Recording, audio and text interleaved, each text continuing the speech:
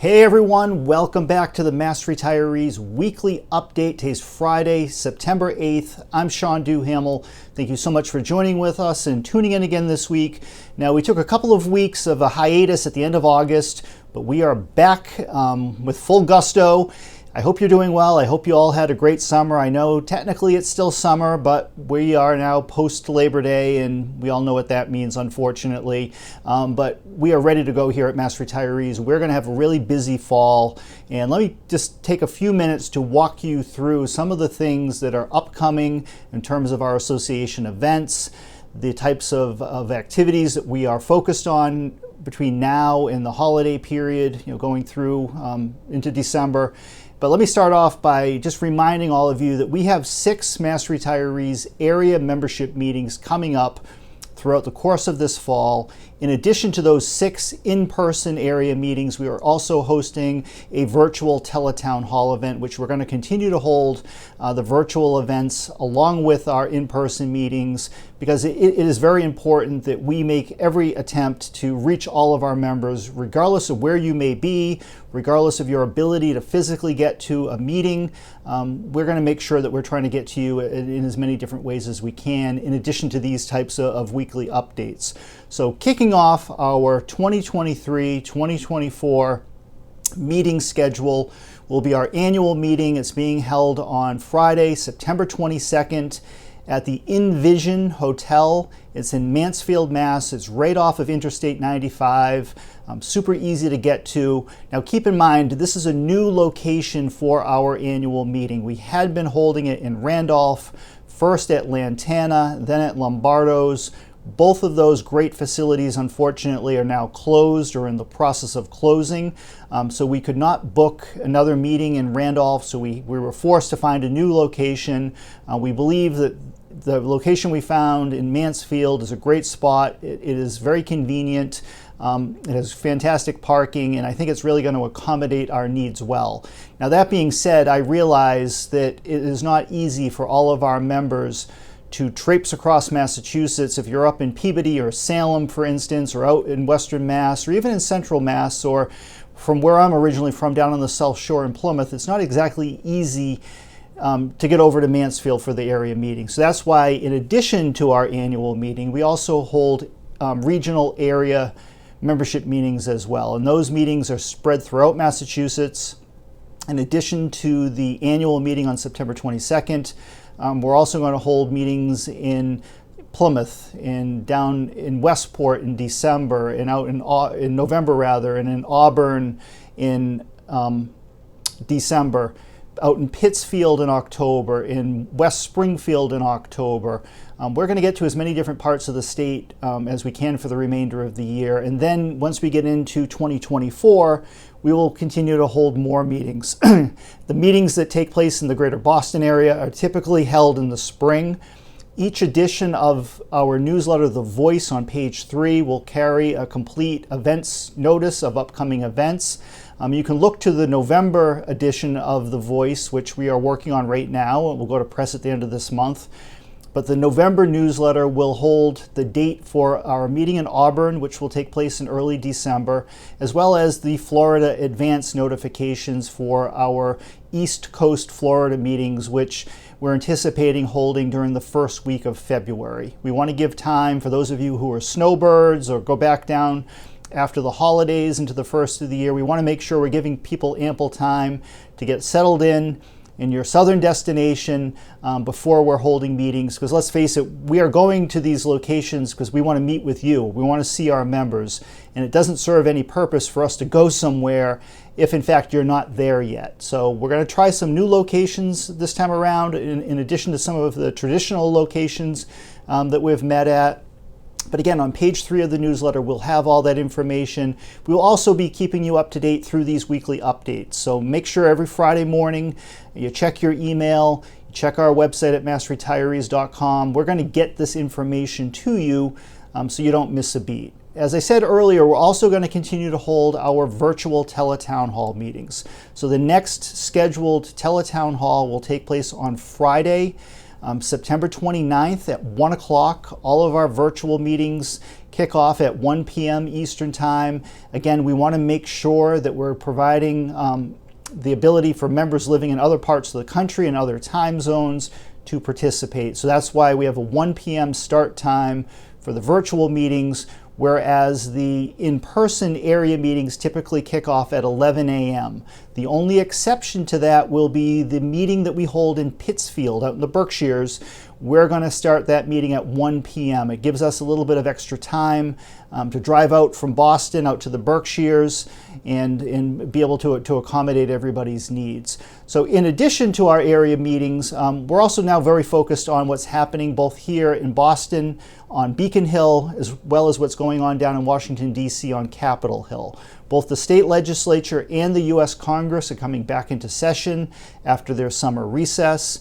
In terms of activity here in Massachusetts, we're anticipating that the House and Senate will most likely reach an agreement on a major tax reform legislation sometime this fall. There are several key provisions within tax reform that directly relate to or impact public retirees or retirees in general. That's why we're keeping a very close eye on this, and we'll be reporting the details to you as soon as we have that information. So that's something that everyone's looking at that most likely will happen sometime this fall.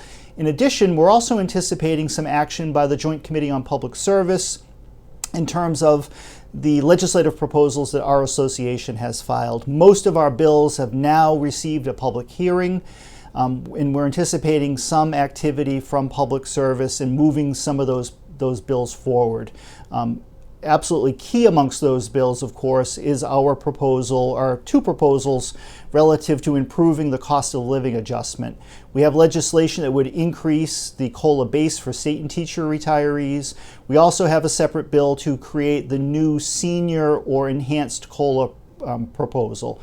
Now, part of what we are doing right now with those two issues in particular is working very closely with the Healey administration as well as the legislative leadership from both parties to see if we can come together and find an agreeable manner, an affordable manner to accommodate a higher COLA base within the pension funding schedule, as well as to create this new senior COLA that currently doesn't exist at this present time.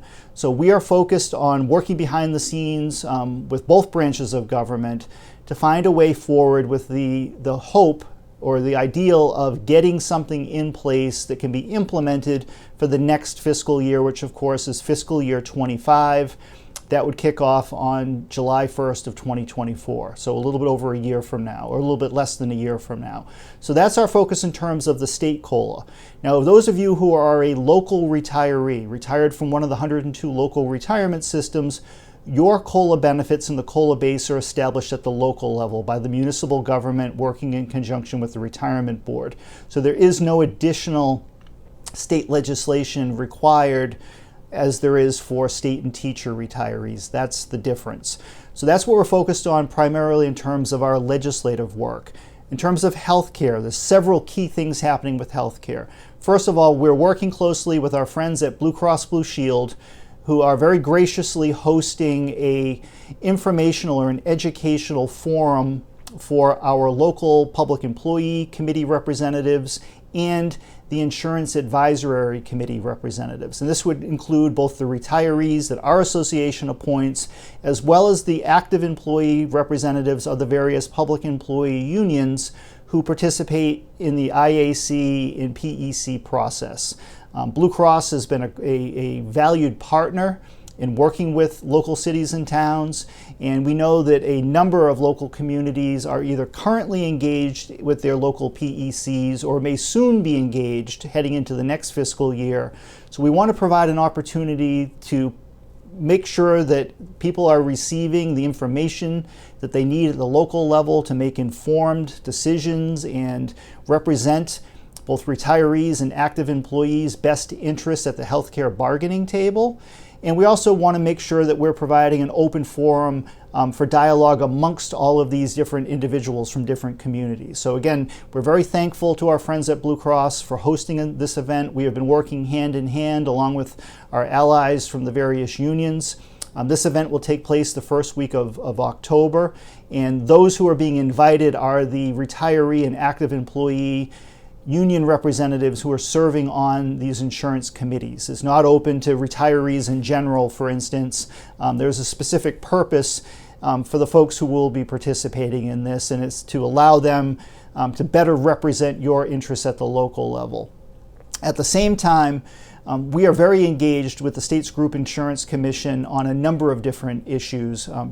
One of the primary focuses, of course, going forward is finding a way to implement what's known as the Medicare buy-in plan or program. And I get calls from members virtually every day about this issue. And I know that those of you who have taken the time to reach out and express your interests and your opinions, and it's not universal that everyone wants to join Medicare. The vast majority of our members that we have spoken with do want to be part of the Medicare plan, but that's not 100%.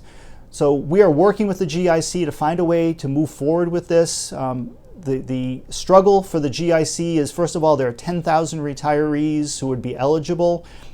Each one of those retirees would need to have their Medicare benefits individually calculated, because the state would be paying any kind of penalties or surcharges involved in your late enrollment in Medicare. So there's a lot of legwork that needs to go into this, and the GIC's systems, their computer system, for instance, isn't quite up to the task. So that's been one of the challenges of moving forward. But this is very important. From everything that we have been able to learn about the Medicare buy-in program over the last 5 or 6 years that it has been implemented at the local level, shows that this is one of those rare instances of a win-win for both retirees as well as the local cities and towns, and ultimately the state when the GIC ultimately implements this. And what I mean by a win-win is that retirees continue to receive excellent health insurance benefits, but at a far lower cost. The non-Medicare insurance plans are not designed with retirees in mind. They're designed for active employees who have families and are younger and have children and so forth. That is what the services through the active insurance plans are really geared towards. Whereas Medicare is exclusively geared toward the needs and the benefits of retirees. So that's a key difference. And the fact that the federal government pays the lion's share of the costs associated with Medicare A and B, it is a huge cost savings for both retirees as well as the employer, because the overall burden of those healthcare costs is shifted over to the federal government. And that means lower co-payments, no deductible, and just lower out-of-pocket costs or insurance premiums in general. One of the suggestions that we have made to the GIC, and again, this is a work in progress, we're continuing to try to figure out a way forward, but one of the things we have suggested is that perhaps the GIC could begin this process through a voluntary enrollment in Medicare for those retirees who wish to be enrolled in Medicare and could step forward and help with that enrollment process. I don't know if that is going to be feasible, but it's something that we're currently talking about. And for those of you who are involved or would be impacted by this, keep a close eye on these weekly messages in our newsletter. As soon as we have more information to provide to you, we will absolutely do so. Now, the last bit of information in terms of healthcare is that Nancy McGovern and I will be in Washington, D.C. during the first week of November. We are attending and participating in a healthcare conference that's being hosted by an organization known as the Public Sector Healthcare Roundtable. And they are a nonprofit that represents all of the various public sector health insurance plans from across the country. So plans like the GIC, for instance, here in Massachusetts, that exist in all of the other states. They are a very valuable resource for our organization as well as all the health plans out there.